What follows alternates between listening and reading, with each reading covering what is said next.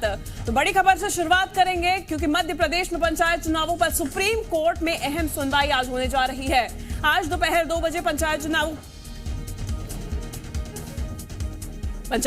पर सुनवाई supreme court करने जा रहा है। सुप्रीम कोर्ट में ओबीसी आरक्षण संबंधित डेटा सरकार पेश करेगी। राज्य पिछड़ा वर्ग कल्याण आयोग ने सरकार को ये रिपोर्ट सौंपी है। पंचायत निकाय चुनाव में 35% ओबीसी आरक्षण मिले, ऐसा मंत्री भूपेंद्र सिंह का कहना है।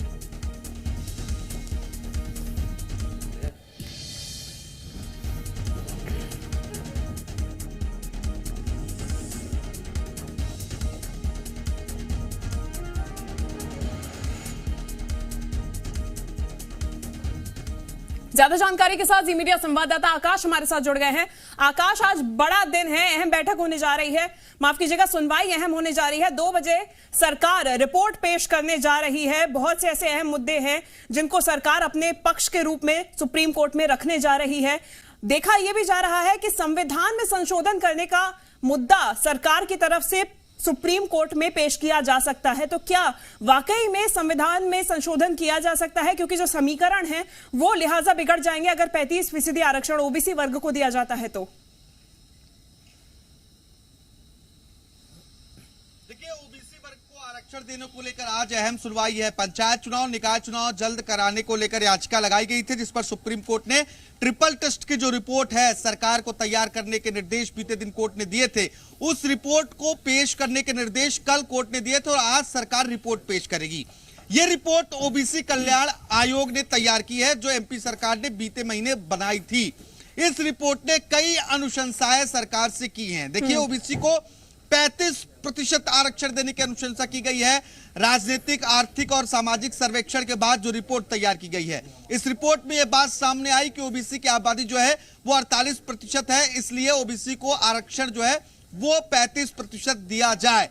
और जिस संविधान में संशोधन की बात आप कर रही हैं शिवांगी, उसका जिक्र भी ओबीसी वर्ग कल्याण आयोग की इसी रिपोर्ट में है। यह अनुशंसा भी राज्य सरकार से आयोग ने की है। आयोग ने सिफारिश की है कि केंद्र सरकार से निवेदन करके इस तरह का संशोधन संविधान में कराया जाए। इसके साथ ही कई और अन्य सिफारिशें राज्य ओबीसी कल्याण आयोग की ओर से किया गया है। देखिए, इसी रिपोर्ट को आज राज्य सरकार सुप्रीम कोर्ट में पेश करेगी और इसी आधार पर कोर्ट से यह कहा जाएगा कि ओबीसी को 27% आरक्षण दिया जाए, क्योंकि पंचायत चुनाव, निकाय चुनाव लंबे समय से लंबित हैं और बीते दिन जब पंचायत चुनाव की सूचना जारी हुई थी, इसके बाद ओबीसी आरक्षण और परिसीमन को लेकर पेच फंसा, पंचायत चुनाव निरस्त हुए।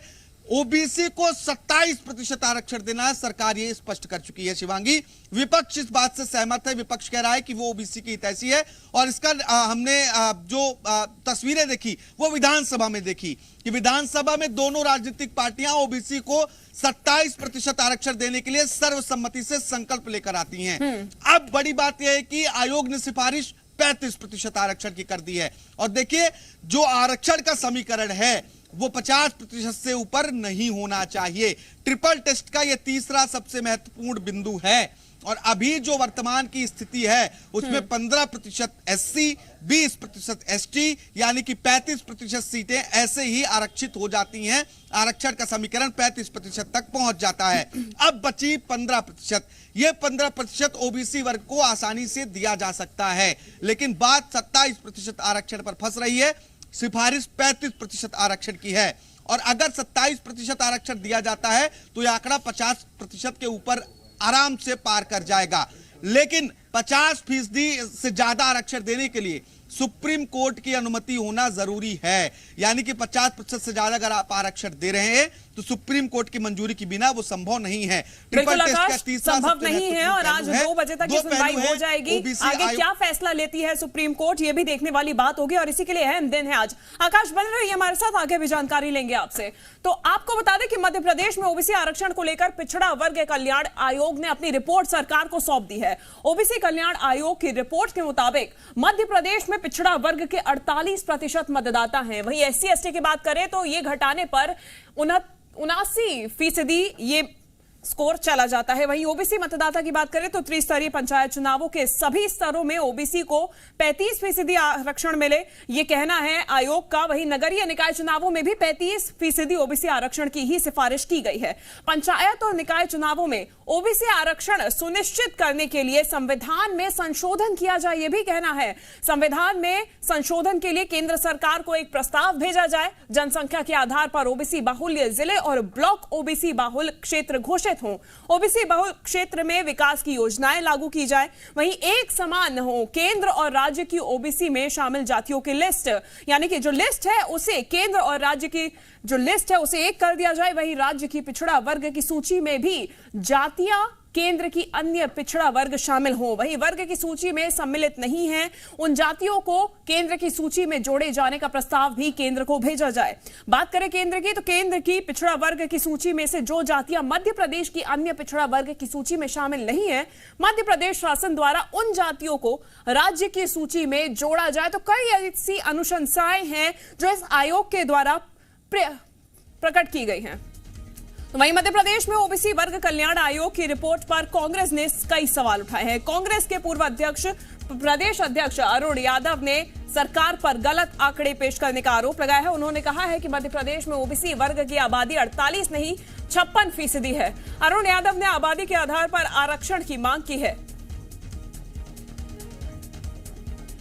56% से अधिक मध्य प्रदेश में पिछड़े हैं और उसी अनुपात में हमको मध्य प्रदेश की सरकार ने आरक्षण देना चाहिए। मुझे ऐसा लग रहा है कि जो प्रदेश की सरकार ऐसी परिस्थिति उच्चतम न्यायालय के सामने प्रस्तुत कर रही है और जो आंकड़े प्रस्तुत कर रही है उससे ऐसा व्यतीत होता है कि मध्य प्रदेश सरकार एक बार फिर हमको धोखा देना जा रही है। तो आकाश लगातार हमारे साथ जानकारी के साथ जुड़े हुए हैं। आकाश, सरकार ने एक गठित किया आयोग का, उसके बाद ये आंकड़े निकल के सामने आए कि 48% आबादी ओबीसी की है। अब कांग्रेस का कहना है कि 56% है, सियासत शुरू हो गई है। तो क्या अलग से कोई टीम गठित की गई थी कांग्रेस की तरफ से भी ये आंकड़े निकालने के लिए?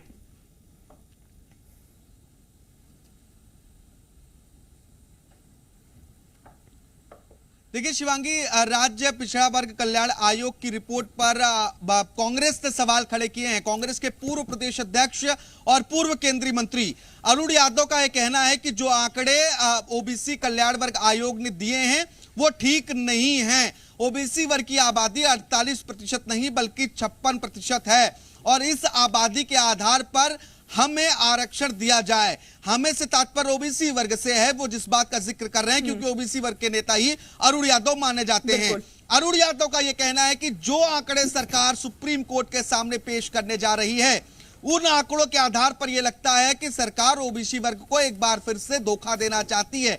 यह आरोप कांग्रेस के पूर्व प्रदेश अध्यक्ष पूर्व केंद्रीय मंत्री अरुण यादव की ओर से लगाए गए हैं। देखिए, ओबीसी वर्ग कल्याण आयोग का गठन बीते दिन राज्य सरकार ने किया था और इस कल्याण आयोग ने आर्थिक, सामाजिक और शैक्षणिक आधार पर एक सर्वे किया।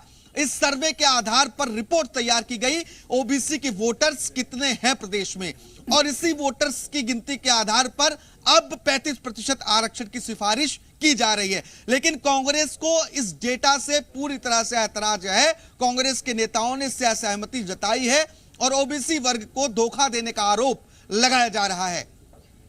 तो आकाश, कहीं तो 27% पे ही कांग्रेस राजी हो गई थी। पहले जब बात हुई थी सर्वसम्मति से पारित भी कर दिया गया था विधानसभा में। अब इसके बाद कांग्रेस जब पूरी गठन करके 48% बता दिया गया है कि मतदाता की संख्या है ओबीसी की, अब 56% बोलकर अभी कांग्रेस को इसमें भी दिक्कत हो रही है। देखिए, ओबीसी एक ऐसा मुद्दा है मध्य प्रदेश की राजनीति में जो राजनीतिक लिहाज से बेहद महत्वपूर्ण है।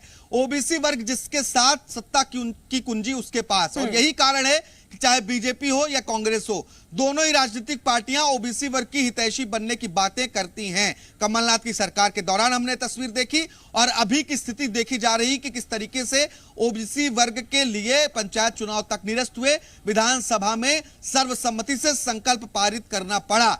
और अब कांग्रेस को ऐतराज है। पहले कांग्रेस 27% पर सहमत थी, क्योंकि ओबीसी का कौन हितैषी है, ये बात लगातार जो है वो सियासी मुद्दा रहा है। राजनीतिक पार्टियों के लिहाज से अपने आप को राजनीतिक जो दल हैं, जो राजनेता हैं, वो खुद को ओबीसी आकाश, आपको रोकना चाहूंगी, हमारे साथ जेपी धनोपिया जी जुड़ गए हैं कांग्रेस से, उन्हीं से सीधा सवाल पूछ रहे हैं।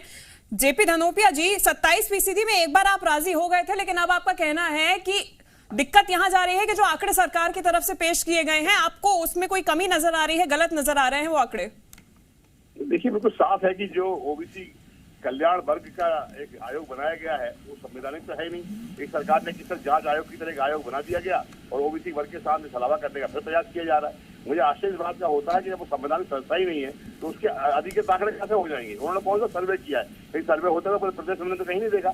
न विपक्ष से चर्चा की, ना कोई नेताओं से किसी बात की, और अपनी मन मर्जी से आंकड़े वोटर लिस्ट के हिसाब से बैठ के बना के दे दिए कि साहब 48% है, 56% ओबीसी वर्ग है मध्य प्रदेश के अंदर, वो 48% बता रहे हैं। तो धनोपिया जी, कांग्रेस की तरफ से कराया गया था क्या सर्वे? 56% निकला है जो आंकड़ा? नहीं, जो डाटा हमारे पास उपलब्ध पहले था उसकी बात कर रहे हैं हम लोग। पहले हमारे पास उपलब्ध था, अभी तो नहीं कराया। अभी हम क्यों कराएंगे? मैं आयोग का अध्यक्ष हूँ, पिछड़ा वाला आयोग का अध्यक्ष हूँ, संवैधानिक दर्जा मेरे पास है। मुझे सरकार ने कॉन्टेक्ट नहीं किया, मेरे पास हाईकोर्ट का स्टे है, मैं पद पर आज भी हूँ, लेकिन हमसे नहीं कराया गया, हमसे बात भी नहीं की गई, हमारे ऑफिस में ताला डाल दिया गया, कार्ड बंद कर दिए गए। तो साफ लगता है तो भारतीय जनता पार्टी ओबीसी के साथ छलावा धोखा करने का प्रयास कर रही है। जी धनोपिया जी, लेकिन अब कांग्रेस क्या चाहती है? अगर आपका कहना है कि 56% है मतदाता ओबीसी मध्य प्रदेश में, तो कितना उनको आरक्षण देना चाहिए? कितना फीसदी आरक्षण की मांग कर रहे हैं आप? आंसू बहाने का बंद करें। माननीय उच्चतम न्यायालय ने जो प्रतिक्रिया दी है उसके तहत मुझे लगता है कहीं ना कहीं भाजपा पर कोई षड्यंत्र करने वाली है। 27% आरक्षण जो आदरणीय कमलनाथ जी ने मध्य प्रदेश में पिछले वर्ग के सभी क्षेत्रों में दिया था, उसको लागू कराने के लिए सरकार को प्रयास करना चाहिए। और सरकार को, तो धनोपिया जी, अब तो 35% की सिफारिश कर रहे हैं ना, तो फिर दिक्कत कहाँ है? अरे ये सब कहने की बात है, मैं 50% नहीं कर रहा हूँ। तो 27% में पिछली बार केंद्र सरकार के लिए डायरेक्शन दिए थे सुप्रीम कोर्ट ने, इसकी आप ट्रिपल टी टेस्ट कराइए, कितने शैक्षणिक रूप से पिछड़े हैं, कितने आर्थिक है, कितने राजनीतिक है, वो सब तो करा कर दिया नहीं इन लोगों ने। इन्होंने क्या दिया? 48% है, इसे 35% दे दी जाए। 35 क्या 50% मांग लेते हैं, तो उनको मांगना ही था। तो धनोपिया जी, हमारे साथ आशीष अग्रवाल जी जुड़ गए हैं बीजेपी से। आशीष जी, कांग्रेस लगातार सवाल उठा रही है, जिस तरीके से आंकड़े पेश किए गए हैं उस पे सवाल उठाई जा रही है। कहना है, अरुण यादव जी का भी बयान सामने आया था कि 48 नहीं 56% हैं ये आंकड़े, लेकिन गलत सरकार पेश कर रही है ये आंकड़े। देखिए, कांग्रेस जब कुछ कहती है तो मुझे वो मुहावरा याद आता है, चोरी और सीना चोरी। जिन लोगों ने 27% आबादी पिछड़े वर्ग की बताई हो, वो आज हमसे सवाल पूछ रहे हैं। जिन लोगों ने 9 मार्च से 17 मार्च तक 2019 में अपना वकील खड़ा नहीं किया हो याचिका के विरुद्ध, ताकि षड्यंत्र से इस पे स्टे लग जाए, वो हमसे सवाल पूछ रहे हैं। और जब 27% आरक्षण को शिवराज सिंह जी की सरकार ने पंचायत चुनावों में लागू कर दिया, तो विवेक तनखा और इनके दूसरे मित्रों के माध्यम से हर अदालत का दरवाजा खटखटा के इसको रुकवाया किसने? कांग्रेसियों ने। अरे ये तो इनकी बौखलाहट है। ये जानते हैं कि सामाजिक समरसता को स्थापित करने के लिए भारतीय जनता पार्टी जो प्रयास कर रही है, उससे अतिशीघ्र 27% पिछड़े वर्ग को आरक्षण का रास्ता खुलेगा और इनकी कल ही खुल जाएगी। तो ये भ्रमित ना करें, भारतीय जनता पार्टी पूरे तथ्यों और तर्कों से अदालत को संतुष्ट करेगी और मध्य प्रदेश में 27% आरक्षण लागू करेगी। और इनके जो एक लॉलीपॉप ये जो चुनावी देते थे, जो षड्यंत्र रचते थे, वो अब जनता में स्थापित नहीं होंगे। आशीष, जो आपके तरफ से गठित किया गया था आयोग, उसकी तरफ से 35% की सिफारिश की गई है। आज कोर्ट में आप 27% की मांग करेंगे कि 35% की? देखिए, ये न्यायिक प्रक्रिया है, ये आयोग और कोर्ट के बीच का मामला है, इसमें मैं कुछ भी नहीं कहूंगा। पर हमारी सरकार का सदन में शिवराज सिंह जी चौहान ने एक प्रस्ताव पारित किया था, जिसमें नेता प्रतिपक्ष उस समय के जो थे कमलनाथ, उन्होंने हाथ भी खड़ा नहीं किया था कि हम मध्य प्रदेश में सामाजिक समरसता स्थापित करने के लिए 27% आरक्षण अवश्य लागू करेंगे। अगर इससे अधिक मिल जाता है तो हमें तो उसमें भी खुशी है। ठीक है आशीष जी, धनोपिया जी, यानी कि आप दोनों ही 27% आरक्षण मांगने पर अभी भी दोनों सहमत हैं, लेकिन अब देखना यह है कि सुप्रीम कोर्ट आज क्या फैसला लेता है। धन्यवाद आप दोनों का ही हमारे साथ जुड़ने के लिए। आकाश, आपका भी धन्यवाद।